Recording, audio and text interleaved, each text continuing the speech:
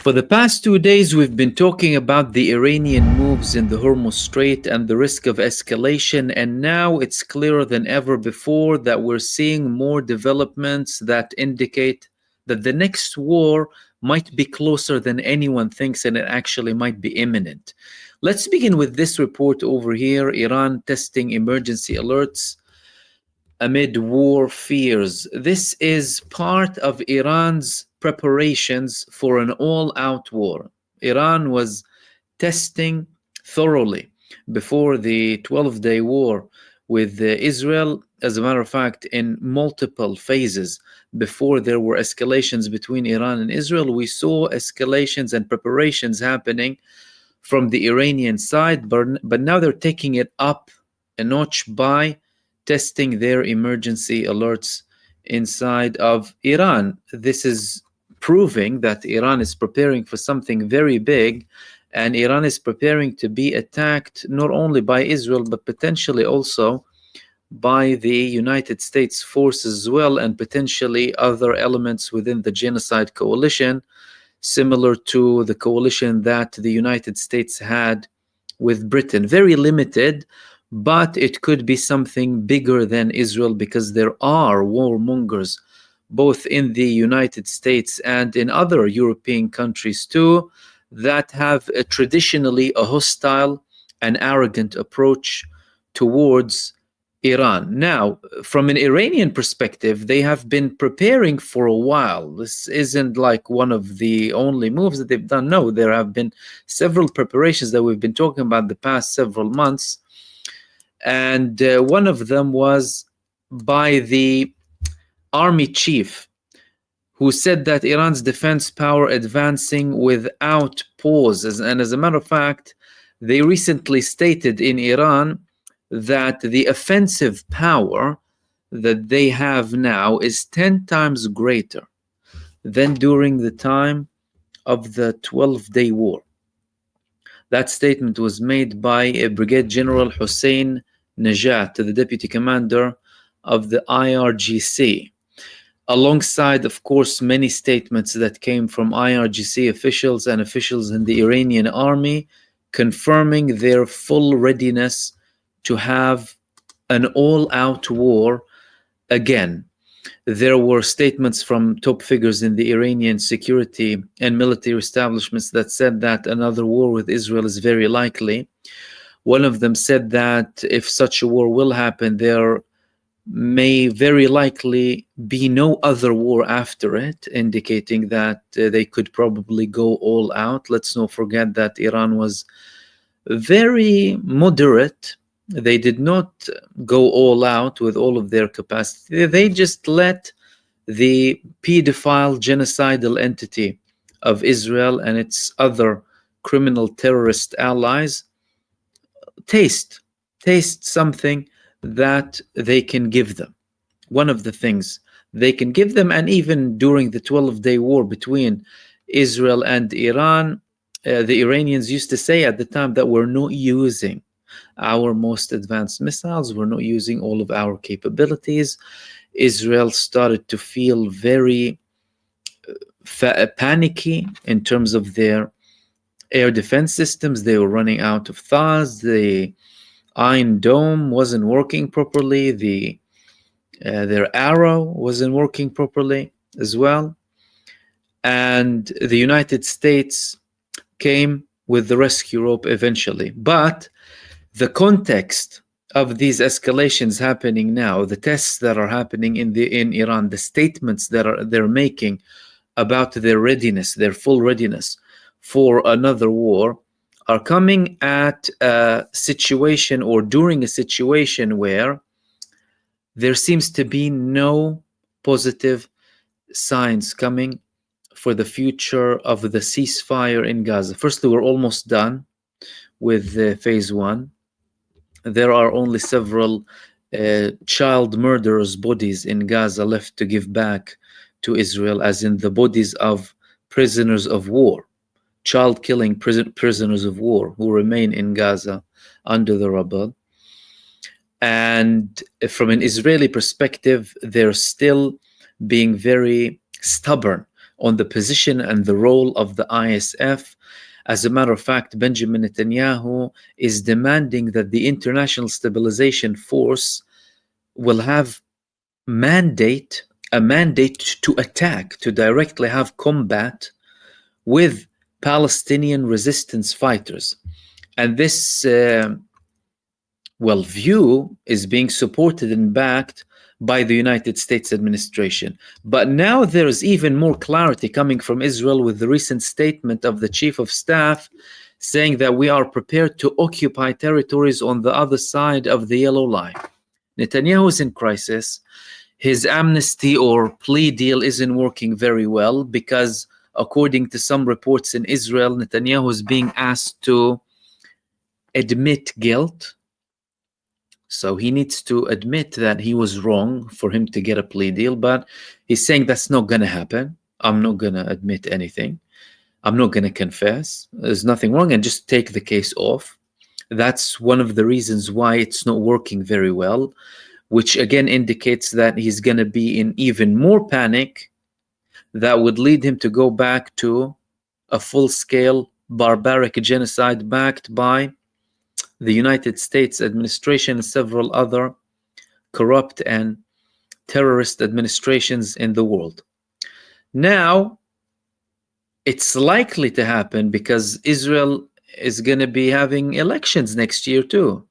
And Netanyahu doesn't want to put himself in a position where he's reaching the elections without having the plea deal or amnesty or pardon, whatever it is. I mean, the American president, Donald Trump, he asked the Israeli president to pardon the prime minister / war criminal Netanyahu. But Netanyahu doesn't want to admit anything. That would push Netanyahu to escalate further. And this time it could go beyond Gaza. Iran is reading all of the map. Iran understands very well that they're dealing with treacherous, arrogant, violent administrations, both in the United States, Israel, and in some European countries too, built on supremacy and arrogance and hostility towards other nations. And they know very well that there could be something happening against them that would be having a legitimacy from certain countries. Let's not forget that when Iran was perfectly legally responding to the pedophile genocidal state of Israel's attacks on it, some European countries were telling Iran to stop, like the British Prime Minister told them, oh no, don't escalate and don't escalate. He wouldn't open his mouth, the decrepit, filthy Zionist against Israel, but he would only go towards Iran and tell them, oh, do not respond. Typical arrogance and typical Zionist behavior, depraved. But from an Iranian perspective, they understand the score very well and they're prepared for it. However, from an Israeli perspective, they're concerned about something to do with the United States. They're concerned about the fact that the United States is going to have direct talks with Hamas. So there was a confirmation that Steve Witkoff is going to meet with the head of the Hamas, Khalil al-Hayya. And from an Israeli perspective, they're not very happy with that, although the American administration is, well, clearly on the side of Israel, in favor of Israel. In Israel, they're not happy, and they're talking about being prepared and also telling everyone to keep an eye with this meeting that's going to take place between Steve Witkoff and Khalil al-Hayya. Previously, Israel said that they don't want the American administration to speak with Hamas. They lobbied them not to. Adam Boehler did go, and the American administration at the time, they did not declare these talks.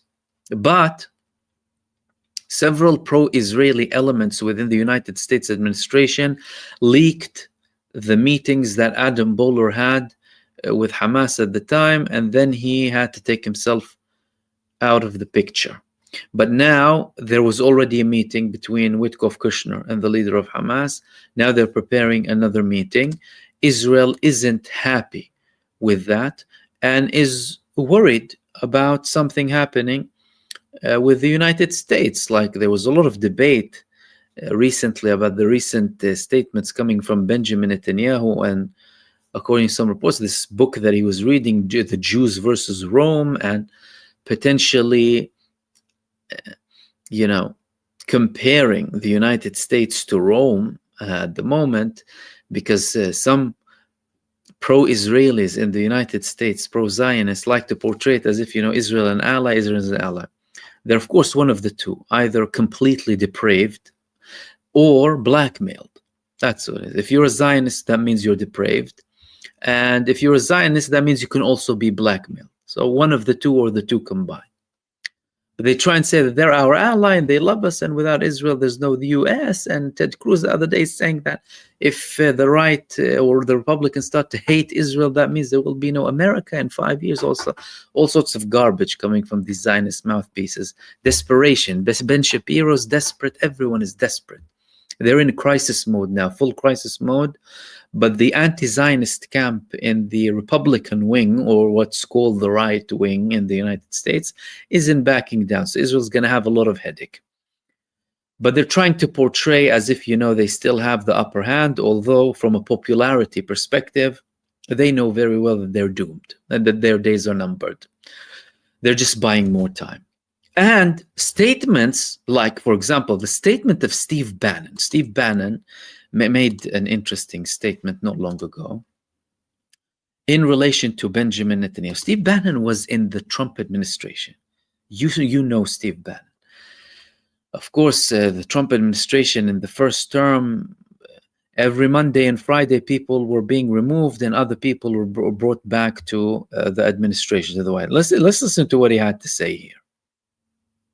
Netanyahu's government has been atrocious, and we should have regime change in Jerusalem, and we should have it immediately. They've lied to the American government. They've lied to the American people consistently. That doesn't make Steve Bannon good, by the way. He still has the same views, but he changed his perspective on Israel, and he's calling for a regime change in Israel. Not necessarily as a man against Israel or whatever it is, but he's coming up with these solutions or ideas, He's saying we need to have... there needs to be a Palestinian state. He's suggesting like a Christian state in Jerusalem, all sorts of nonsense. But people like him who are influential, who are heard in the United States of America, they affect and bother Israel. Israel is worried about that. Israel is worried about the level of anti-Israeli, anti-Zionist sentiment rising in the United States with no return, as in there is no going back. So the people who either changed their position from previously being supporters of Israel because of their ignorance, because of all sorts of other problems or ties that they might have had with the Zionist lobby, or getting, decent amount of money, but then saying enough is enough, and they couldn't be blackmailed to remain on that camp, unlike others, are now saying that there's no way you can go back on that. And of course, some people were anti-Israel and anti-Zionist way before that. And we are in a situation, however, now where it's more likely than ever that Israel would want to try to drag the United States administration, led by Donald Trump, into another war with Iran. Because, well, you can see the pattern. So let's say Donald Trump began with a softer tone with Iran during this term. In his previous term, he was the one who ruined the deal that they had with them. That was a win-win deal apart from Israel. Israel just doesn't want any deal that the United States or European countries have with, Iran or other countries in the region. And they listen to them like little slaves. The prime ministers of several leaders of European countries, and the president of the United States, like slaves for the Israeli prime minister and the Zionist lobby. But we have evidence that the United States is willing to participate with Israel in an attack against Iran. If people can't see that, then they're not seeing very clearly. Although that attack of the United States administration at the time under Trump in the 12-day war was limited, was theatrical to a large extent, and was unsuccessful to a large extent because it did not eliminate Iran's nuclear capacities, and it did not destroy all of Iran's nuclear facilities. They did not take the establishment down. They did not take down their strategic capabilities, and that's why there were still attempts to talk afterwards as well. But of course, after Israel felt the power and might of Iran with their missiles landing on the child-killing, depraved pedophiles of Israel, they knew very well that they needed to have a rescue rope from the biggest servant, the President of the United States. That leads us to one very clear conclusion, that the United States, regardless of their readiness, preparedness, or overall willingness or economic situation to go and participate in an all-out war, they have the willingness to participate. Now, that participation with Israel could be limited. It could be limited to airstrikes, but even if the United States participates in airstrikes against Iran with Israel, they will be inflicting more damage than what Israel can do on its own. But they know very well that that is going to be a very risky adventure, because then they're going to be talking about potential participation or at least more assistance coming from China and Russia. Both China and Russia were supporting Iran during the 12-day war. Both Iran and China, Russia and China, were supporting Iran after the 12-day war. And we're not just talking about small support, by the way. We're talking about advanced radar systems. There were talks about a deal that included over 100 fighter jets coming from Russia to Iran on fighter jets that the Iranian pilots are already trained on. There were talks about at least 10 fighter jets coming from China in the form of J-10Cs, which would change the equation in air-to-air combat because of their air-to-air missile capabilities with Iran. That's more for the long term, because the Iranians are more accustomed to the fighter jets coming from Russia, whether old or new, added by the radar systems, advanced radar systems, advanced air defense systems, logistical capabilities, intelligence capabilities, and internal security capabilities too. All of that was there. Now, despite the fact that both the Russian and Chinese leaders don't outright declare such support and try and keep things as quiet as possible, similar to what China did with Egypt when they had the drill with them in Sinai and reportedly gave Egypt several J-10Cs. And as a matter of fact, we know that the Chinese put advanced air defense systems in the Sinai Peninsula. They do similar stuff with Iran, and with Iran it's more difficult to get a hold of all of the information for the distance. And from an Israeli perspective, they already had several surprise elements with their spy networks inside of Iran when they started to attack Iran. The attack initially in Iran started from within, Zionist cells within Iran that were quickly captured, many of them, and found out. Many people were found, and many of them were sentenced in Iran. They're going to have to come up with a new surprise, because the element of surprise is going to be very important. If Israel is going to show Iran that they're going to go, the Iranians would have more chances of taking more preparation and having more measures in place to try and minimize the effect of that Israeli attack against them. However, the fact that they are now testing emergency calls across all of the country, and the fact that they were already having support from China and Russia and preparing themselves internally, them confirming that their readiness now is 10 times more than on the 12-day war that happened in June 2025. All of these things indicate that Iran is potentially prepared for any attack that can happen at any point. You see, there was something dragging to the previous attack of Israel, where the Israeli Prime Minister said that if the talks between the United States and Iran would not succeed after 60 days, because Trump at the time was talking about 60-day ultimatum, but then that started to extend. But Netanyahu used to say that if there is no progress in taking down the Iranian nuclear program, alongside other demands that he started asking Donald Trump to add from Iran, we're going to attack them. If the talks fail with the US, we're going to attack them. And he did. Now, they didn't give a certain ultimatum, but they did say that it's not over. The Israeli defense minister at the time said that he was bragging about having Iran as an open space where Israel can attack anytime. We, of course, didn't see that because the Israelis are cowards. Whenever there's a vulnerability and threat to their life, and whenever they get a good beating, they understand their place. They understand the language of force, as they did historically.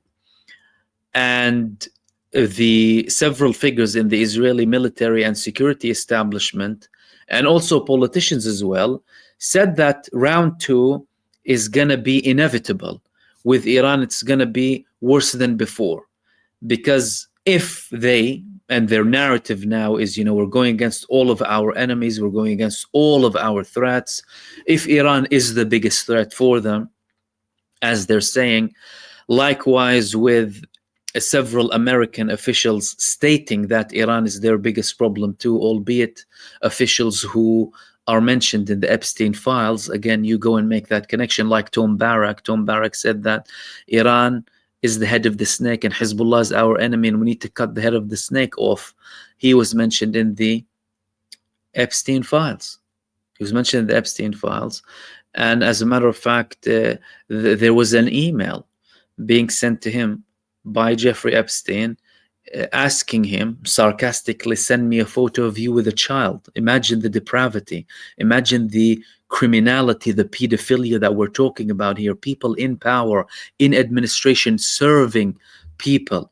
They're supposed to be public servants. These people who are rapists, child molesters, pedophiles, murderers, killers with blood on their hands and with crimes that they haven't been accused of officially. But we have the evidence to support that.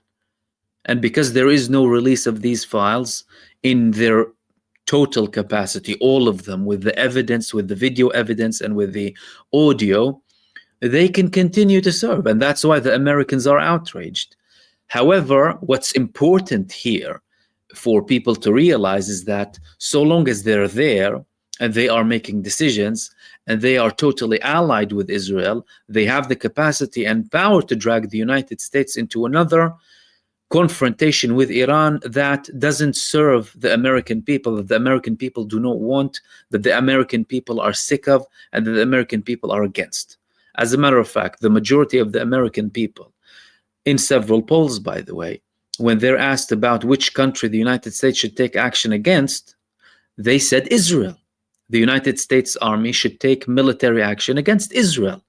But instead of that, they're supporting Israel with money, they're supporting Israel with bombs, and they're even willing to sacrifice in the blood of Americans for another war for the sake of Israel and Benjamin Netanyahu.